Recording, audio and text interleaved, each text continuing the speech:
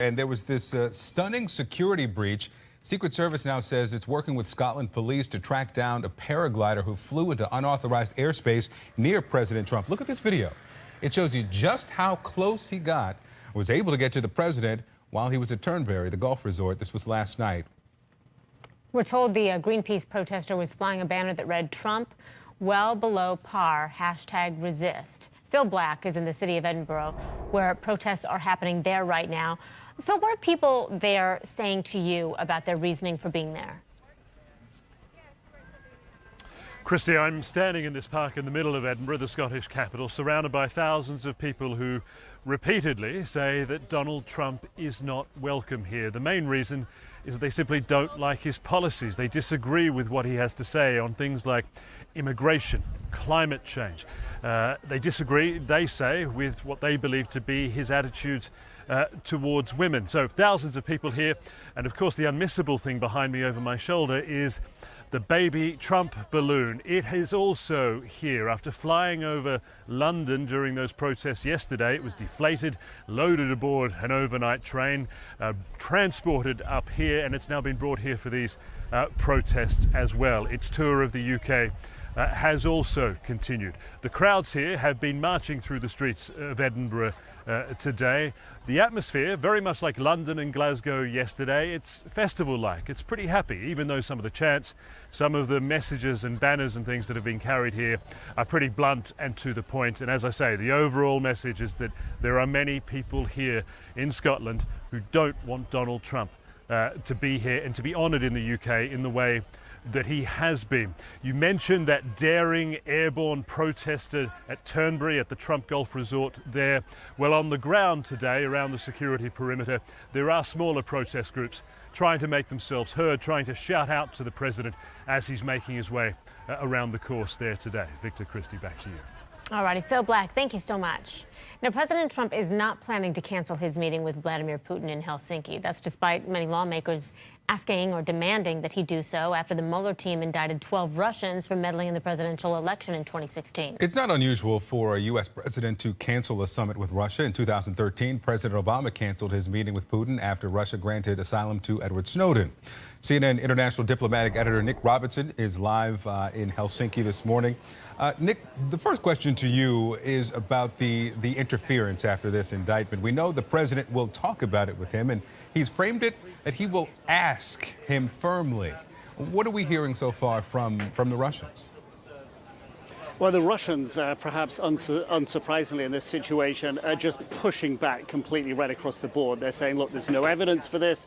This is a recycling of fake news. It's shameful that this is criminal cases being made up for a political agenda. Indeed, they're saying that this has been done intentionally to spoil the atmosphere coming into the summit. This issue has come up before when President Putin and President Trump met last year, a year ago, 7th of July, back at the G20 in Hamburg in Germany, and they spoke there for a couple of hours. We got out from Secretary of State Rex Tillerson and from the Russian foreign minister of exactly how President Trump then framed this issue with President Putin, this meddling. And of course, back then, there hadn't been the indictments. There hadn't been this body of evidence that's now presented that the Russians say doesn't exist. But listen to how Sergei Lavrov dismissed this issue a year ago. President Trump said, and I'm sure either he or Rex Tillerson himself will say, that this campaign of alleged Russian interference in U.S. elections is of a strange nature, because there hasn't been a single fact in all these months of allegations, which was recognized by those in Congress who were leading this movement at a certain point and brought various administration members on the carpet. President Trump said he's heard Putin's very clear statements that this is not true and that the Russian government didn't interfere in the elections and that he accepts these statements. That's all.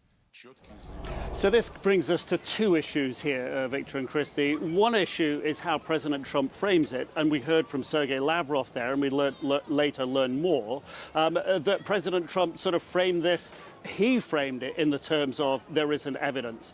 The Russians are now pushing back because they say there's no evidence now. So President Trump actually has this body of evidence in the form of the indictment. So the question has to be now, will he then present some form of this to Putin and say, look, here it is. Here's what we have. But we know as recently as the past couple of days, President Trump has said, well, all I can do is say, did you do it? Don't do it again. And he'll probably deny it. So I think at the moment, for a lot of people, the questions are being raised. How firmly is President Trump going to push it, even though he has the evidence now? Because we know exactly what the Russians are going to do. They're already just trying to push it off and say, no, it's not true. It's just a political scheme. All right, Nick Robertson for us there in Helsinki. Thank you. Now, President Trump is blaming President Obama for the Russia meddling. Director of National Intelligence, however, Dan Coates, says the threat of cyber meddling from Russia isn't over. It was in the months prior to September 2001 when, according to then CIA Director George Tenet, the system was blinking red. And here we are nearly two decades later, and I'm here to say the warning lights are blinking red again.